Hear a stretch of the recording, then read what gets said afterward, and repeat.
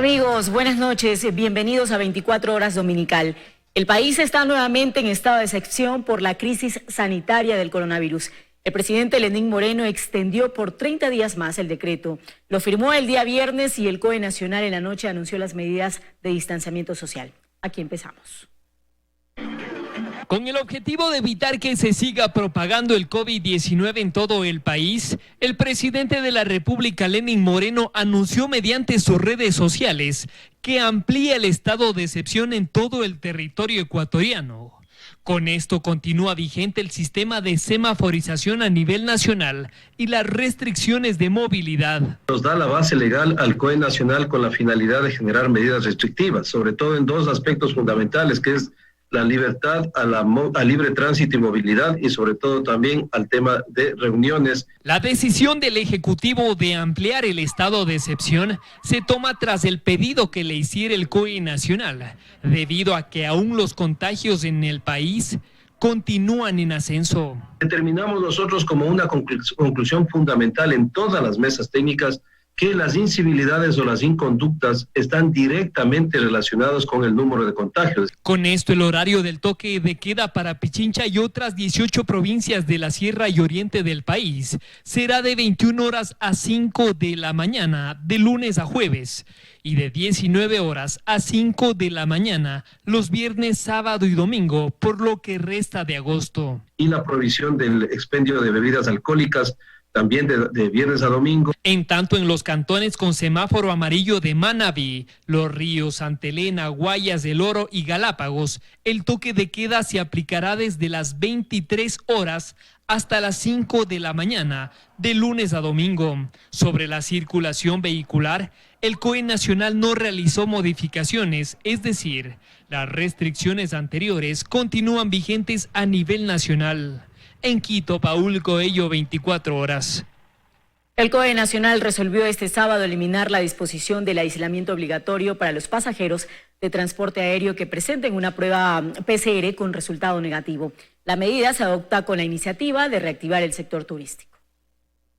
De ahora en adelante, aquellos ciudadanos que lleguen al país desde el extranjero y presenten una prueba PCR con el resultado negativo, ya no necesitarán hacer un aislamiento obligatorio. Ya los pasajeros que lleguen con esta prueba PCR negativa podrán circular libremente por el territorio nacional del Ecuador continental sin ningún tipo de restricción. Esta prueba, que deberá ser presentada en los aeropuertos del país, deberá cumplir con algunos requisitos. Debe haber sido tomada dentro de los 10 días previos al viaje al país y solamente puede ser prueba PCR, no se admiten pruebas rápidas. No obstante, aquellos ciudadanos que lleguen al país sin la prueba PCR deberán cumplir con una cuarentena obligatoria en uno de los hoteles asignados por el COE Nacional. Y podrá decidir por su cuenta y a su costo hacerse una prueba PCR y en caso de esta ser negativa, ya podría dejar el aislamiento preventivo obligatorio previo a comunicárselo al COE Nacional a través del puesto de mando unificado. Esta resolución emitida por el COE Nacional busca además reactivar otros sectores como el turismo, que depende del ingreso de ciudadanos extranjeros al Ecuador y su libre movilización. En Quito, Paul Coello, 24 horas. 6 establecimientos comerciales y 16 eventos públicos suspendió y clausuró este fin de semana la Intendencia de Pichincha en Quito. Autoridades plantean al COE Nacional aplicar sanciones más drásticas para aquellos centros que son reincidentes. Galleras repletas de aficionados, discotecas operando con normalidad y canchas de vóley funcionando en pleno toque de queda. Encontraron este fin de semana autoridades de control en los operativos desarrollados en todo el distrito metropolitano de Quito. Tenemos agrupaciones durante todo el día, viernes, sábado, domingo, a pesar que existe la restricción de la venta de bebidas alcohólicas. Hemos encontrado aproximadamente 1.800 litros de licor artesanal. Si bien este tipo de eventos que están prohibidos en el país por la emergencia sanitaria han disminuido considerablemente, Las autoridades continúan identificando centros que son reincidentes operando con normalidad, como esta cancha de vóley, por ejemplo, en Atucucho, que ha sido sancionada en un mes 4 veces. 15 sancionados por la Agencia Metropolitana de Control por no estar utilizando de manera adecuada la mascarilla. Se ha identificado además en estas últimas semanas a varias casas de citas y nightclubs clandestinos. Pero este fin de semana se ha reducido a comparación del fin de semana anterior un 28% los eventos que han sido suspendidos.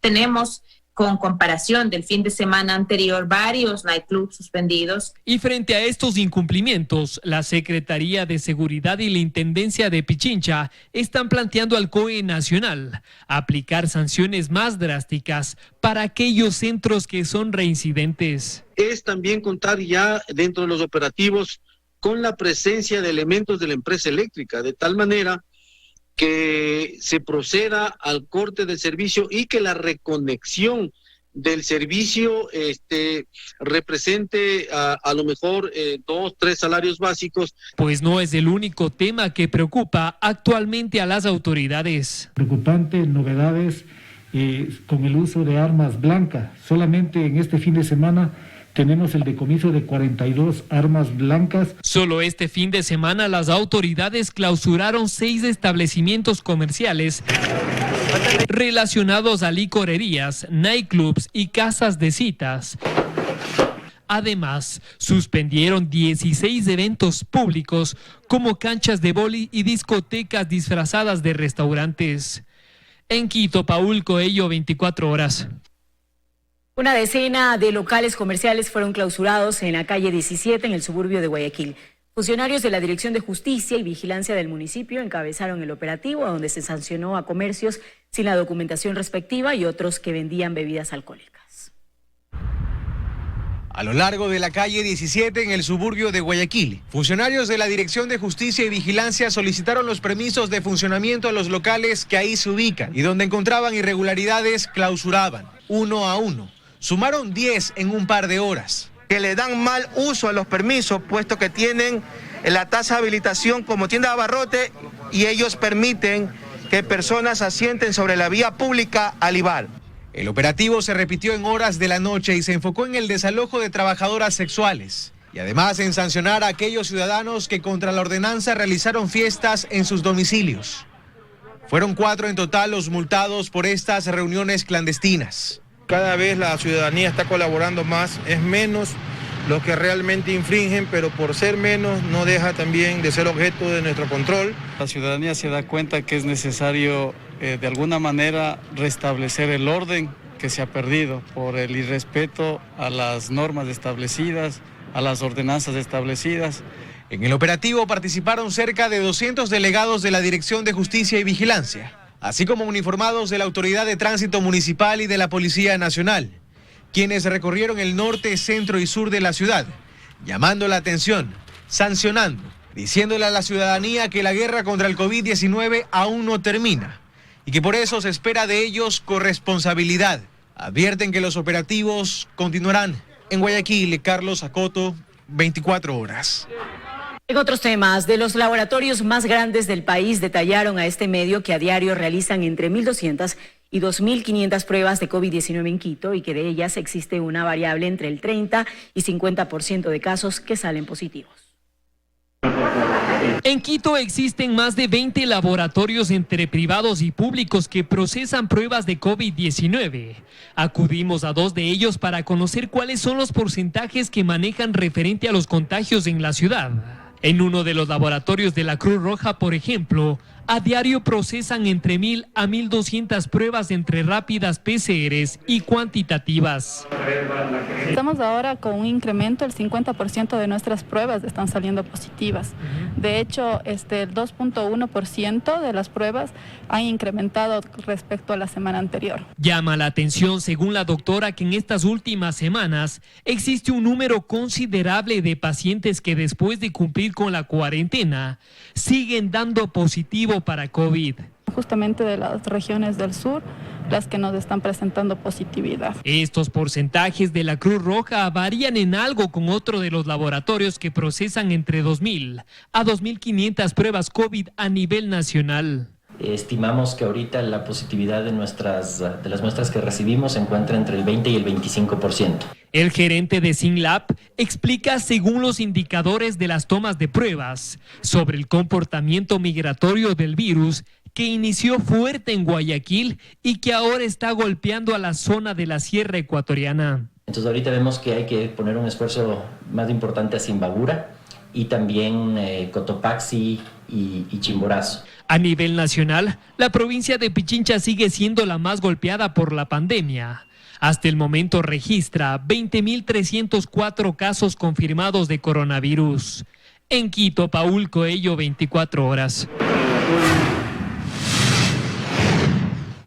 El fraccionamiento de la derecha, el conflicto interno entre el movimiento indígena y los pendientes con la justicia del correísmo marcan el momento preelectoral que vive el país. Actualmente los movimientos políticos preparan y realizan sus primarias para definir candidatos aún sin alianzas claras. El país, o más bien los movimientos políticos, se encuentran en pleno proceso de primarias. Aunque el analista Santiago Basabe hace un paréntesis y reflexiona sobre si realmente esto ocurre en Ecuador, o quien escoge es finalmente el dueño del partido. Concluye asegurando que las únicas primarias que iba a tener el país, pues ya no está nada dicho, son las del movimiento indígena, donde hasta este viernes parecía disputarse la precandidatura presidencial. Vargas Isa y al otro extremo, Yacu Pérez. Candidato que es el Rade Pachacuti, que si tiene una posición moderada, yo creo que podría tener opciones electorales. Recalde coincide al asegurar que la figura que escoja el movimiento indígena y cómo narre lo que ocurrió en octubre será esencial para que tengan probabilidades en el 2021. Mientras, al otro lado está la derecha, la fraccionada derecha con múltiples opciones. Está Otto Sonnenholzner, quien aún no se decide. Y mientras el tiempo pasa, sus posibilidades se alejan, dicen. Por eso la decisión clave en este momento es si es que Sonnenholzner logra, ya que no logró por ahora este frente, ser candidato de una de estas organizaciones fuertes, organizaciones que tienen voto duro. Me refiero, por ejemplo, al Partido Social Cristiano. Porque si va con otra organización política, esta fragmentación lo va a afectar también a él. La alianza de Sonnenholzner y los socialcristianos se aleja, mientras este grupo parece acercarse a Álvaro Noboa, pero a la vez no descartan que presentarán candidato propio. Y aunque parece solo, ambos analistas dicen que Guillermo Lasso, con Creo, tiene sus votos. Sigue estando presente, tiene una oportunidad real de pasar a la vuelta. Por otro lado está el correísmo y sus dificultades. Es que no es el movimiento con el que ya participaron en las elecciones anteriores, porque tienen que reposicionar un número, y este voto tendrá mejor o peor desempeño de acuerdo al binomio que elijan. Tiene un caudal de votos cautivos, es decir, leal, de 20% más o menos. Me parece que dada la dispersión actual, eso puede ser suficiente para llegar a pasar a la vuelta electoral. Y de ahí vendrán los otros 6 o 7 candidatos sin mayores opciones, lo que a su vez visualiza una asamblea dividida. Y ante la pregunta de si entre estos rostros está el próximo presidente del Ecuador, la respuesta aún está bajo la mesa, las estrategias de los grandes partidos políticos. Dayana Monroy, 24. Informando en 24 horas dominical, les contamos. Este fin de semana iniciaron las fiestas en honor a la Virgen del Cisne. Por primera vez no se realizará la romería y pese a este anuncio y a que todos los actos religiosos se transmiten de forma virtual, cientos de devotos viajaron hasta el sur del país para acompañar a su santa patrona. Con un traje blanco y una capa color durazno, la sagrada imagen de la Virgen del Cisne recorrió las calles de su parroquia en el Cantón Loja, pero por primera vez sin la compañía de miles de devotos. No podemos tener la caminata, la romería hacia Loja, pero sí tenemos la oportunidad de realizar un sobrevuelo a todos los cantones de la provincia de Loja. La Choronita, como la llaman sus fieles, estuvo acompañada tan solo de un cordón policial, cumpliendo así parte del cronograma establecido desde este 15 de agosto por la fiesta de Asunción de la Santísima Virgen María. Se está haciendo los operativos de distanciamiento conjuntamente con Fuerzas Armadas y UCOT para poder controlar la afluencia de la gente que comience a llegar hasta este punto. Pese al anuncio de que la multitudinaria peregrinación no se realizará este año por la pandemia, cientos de devotos viajaron hasta el sur del país para ver de lejos a la Santa Imagen e ingresaron a la Basílica del Cisne, cumpliendo con el distanciamiento en sillas separadas para seguir la Eucaristía, que se transmite también por redes sociales. Con mucha fe, con mucha esperanza de recibir muchas bendiciones para poder retirar esta pandemia que la tenemos alrededor del mundo, ¿no? Desde este lunes 17, fecha en que iniciaba la tradicional romería, sacerdotes llevarán a la Sagrada Imagen de la Virgen del Cisne en un helicóptero para cumplir con una serie de sobrevuelos por diferentes cantones de la provincia que culminarán el 20 de agosto en la ciudad de Loja. María del Rocío Coronel, 24 horas. Un interno del Centro de Rehabilitación Social de Tulcán intentó fugarse a plena luz del día. El reo subió por una de las garitas de los guías penitenciarios y saltó por el muro posterior del centro carcelario. Se trata de un interno ecuatoriano de apenas 18 años de edad que ingresó a la cárcel hace 15 días por robo, quien aprovechó las primeras horas del día para escalar una de las garitas de los mismos guías penitenciarios para saltar el muro posterior del centro carcelario. Y al momento de que ya fue recapturado, se procedió a hacer una requisa en el CDP y el conteo también de las personas privadas de la libertad. Sin embargo, era la única persona que había faltado. El reo logró evadir la seguridad interna de la cárcel a cargo de los guías penitenciarios y los dispositivos de seguridad implementados por aire y tierra desde que el ejército asumió el control externo a raíz del estado de excepción declarado en las cárceles del país. El registro del personal que va a ser permanente desde el 12 de agosto hasta que se termine el estado de excepción. Su salto a la libertad le duró pocos minutos, pues no logró engañar a uno de los policías encargados de custodiar la zona, haciéndose pasar como uno más de los vecinos del sector. Inmediatamente comienza a verificar y se determinó que era una persona privada de la libertad que estaba dándose a la fuga. Las investigaciones continúan para determinar una posible complicidad, pues nadie reportó la alerta de fuga desde el interior de la cárcel, donde se decomisó además un celular y droga. En Tulcán, Jairo Jacome Ortega, 24 horas. La Corte Interamericana de Derechos Humanos condenó al Estado ecuatoriano por no garantizar el derecho a la vida de la adolescente Paola Guzmán. La CIDH obliga al Estado ecuatoriano a reparar a la familia. El presidente Lenín Moreno aseguró que se acatará la disposición. La sentencia fue resuelta el 24 de junio, sin embargo no fue hasta el pasado 14 de agosto en que la decisión fue notificada oficialmente. La Corte Interamericana de Derechos Humanos condenó al Estado ecuatoriano por la violación de la que fue objeto Paola Guzmán durante 2 años, por parte del vicerrector del colegio donde estudiaba en Guayaquil. Producto del hecho, la joven, entonces de 16 años de edad, se quitó la vida. Ocurrió en 2002. Al año siguiente se ordenó la detención del abusador, pero este fugó, dejando que el tiempo transcurra, y en 2008 la justicia ecuatoriana declaró prescrita la acción penal, por lo que hoy está libre. Pero eso no detuvo a Petita Albarracín, madre de la menor abusada, quien, agotando todas las instancias judiciales en el país, recurrió a organismos internacionales. Una pelea incansable que 18 años después de la muerte de su hija Paola ha dado resultados.